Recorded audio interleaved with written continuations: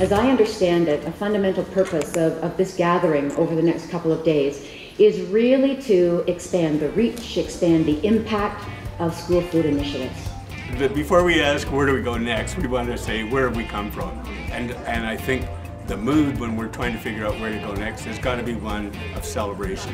We have come one heck of a long way. The most important thing for us to do to change the menu, and it's a big ask, but a universal school food strategy for the country.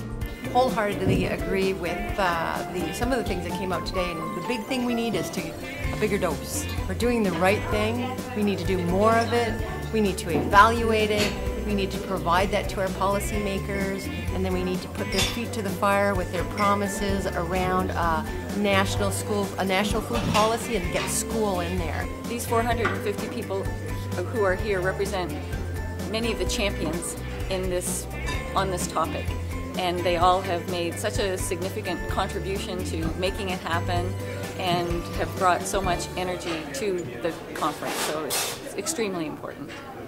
Mais il y a tellement d'initiatives incroyables qui se font sur le terrain et je pense que notre travail, c'est oui de les encourager, les soutenir, mais l'important c'est de démontrer les retombées qui sont incroyables sur la santé de nos jeunes.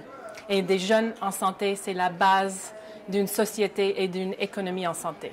Schools are important, so a comprehensive school food program would be really something important for Canada that we can all build towards. But schools can't do it all. So Heart and Stroke is very committed to restricting the marketing of food and beverages to children. That way we can create an environment that makes it easier for families to make healthy choices.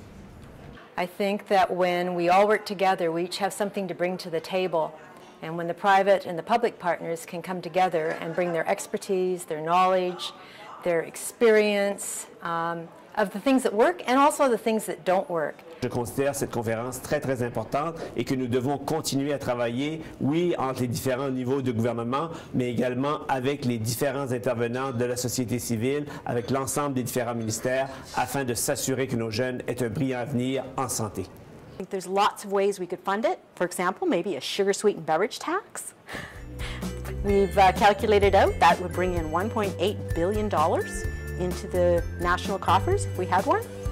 Why not use that to have a free, universal school food strategy where every school, every child in Canada has access to healthy food during their school day? I believe that creativity takes an important role in what we do in the schools. It's not just necessary to have healthy food, but the kids need to actually relate to what they eat. It has to be accessible, it has to be creative, nutritious, and delicious at the same time.